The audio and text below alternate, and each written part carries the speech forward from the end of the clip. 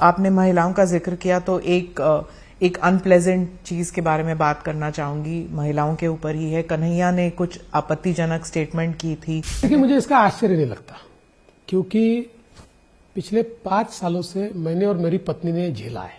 उन्होंने कहा कि जब आप धर्म युद्ध की बात करते हैं तो आपकी धर्म पत्नी रील्स बनाती हैं। जिस प्रकार का व्यवहार इन्होंने किया है, जिस प्रकार से मेरी पत्नी के मीम्स बनाना, उसके बारे में गंदी गंदी बातें लिखना, ये सारी चीजें शर्म आनी चाहिए। चुल्लू भर पानी में डूब मरना चाहिए। अरे लड़ना है तो सामने से लड़ो।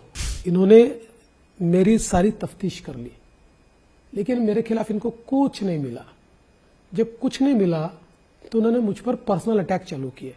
मेरे पत्नी के खिलाफ इनकी ट्रोल आर्मी जिस प्रकार के आरोप करती है, कोई सभ्य व्यक्ति देखे तो शर्मिंदगी महसूस करे। आपने महिलाओं का जिक्र किया तो एक अनप्लेजेंट चीज के बारे में बात करना चाहूंगी, महिलाओं के ऊपर ही है। कन्हैया ने कुछ आपत्तिजनक स्टेटमेंट की थी।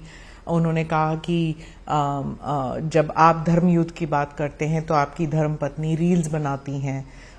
तो आपको लगता है कि एक पर्सनालिटी पॉलिटिक्स कुछ ज्यादा ही हो गया? देखिए, मुझे इसका आश्चर्य नहीं लगता, क्योंकि पिछले 5 सालों से मैंने और मेरी पत्नी ने झेला है। 5 सालों से देखिए, ये मेरे खिलाफ कुछ नहीं निकाल पाए। सारी मेरे खिलाफ एजेंसियां लगा दी। मेरे बाल से लेकर नखून तक इन्होंने मेरी सारी तफ्तीश कर ली, लेकिन मेरे खिलाफ इनको कुछ नहीं मिला। जब कुछ नहीं मिला तो उन्होंने मुझ पर पर्सनल अटैक चालू किए।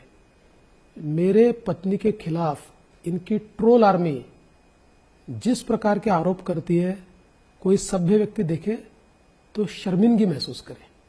लेकिन मैंने मेरी पत्नी को भी बोला, हम राजनीति में हैं, हमारे लिए पेशेंस इज अ वर्च्यू, संयम रखना होगा। आप संयम के साथ रहिए। झूठ की उम्र नहीं होती है और सत्य परेशान हो सकता है, पराजित नहीं हो सकता। इसीलिए मैं कहता हूं, महिलाओं के बारे में बात करते हैं तो जिस प्रकार का व्यवहार इन्होंने किया है, जिस प्रकार से मेरी पत्नी के मीम्स बनाना, उसके बारे में गंदी गंदी बातें लिखना, ये सारी चीजें शर्म आनी चाहिए। चुल्लू भर पानी में डूब मरना चाहिए। अरे लड़ना है तो सामने से लड़ो। ये कौन सा शिखंडी का युद्ध तुम लड़ते हो? लेकिन मैं इस मामले में बहुत संयमी हूं। मुझे लड़ाई समझती है, मैं इनको परास्त करता हूं। महाराष्ट्र पॉलिटिक्स की बात हो और मैं परिवारवाद की बात ना करूं तो इट्स रॉन्ग। पिछले 5 साल में 2 बारी पार्टियां टूटी, 2 बारी परिवार टूटे। इसका असर इस इलेक्शन में कैसे पड़ने वाला है? देखिए, मुझे लगता नहीं है कि इस बात का अभी कोई असर रहेगा। पहली बात तो यह है कि महाराष्ट्र में पार्टियां तोड़ने का, जोड़ने का, फिर तोड़ने का, परिवार तोड़ने का, जोड़ने का, फिर तोड़ने का, इसके महारथी अगर कोई है तो शरद पवार जी है। 1978 से लेकर लगातार पवार साहब ने कितनी पार्टियां तोड़ी और कितने परिवार तोड़े, इसकी लिस्ट अगर हम निकालें तो उनको हमें पार्टी तोड़ने का और परिवार तोड़ने का भीष्म पितामह कहना पड़ेगा।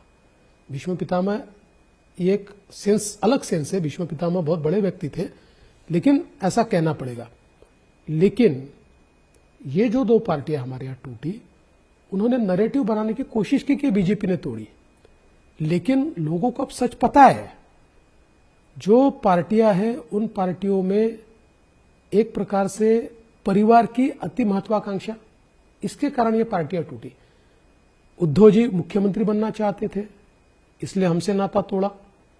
मुख्यमंत्री बनने के बाद आदित्य को सामने लाना चाहते थे, तो उन्होंने एक प्रकार से एकनाथ शिंदे जी को सफोकेट किया, उनकी राजनीति को समाप्त करने की कोशिश की।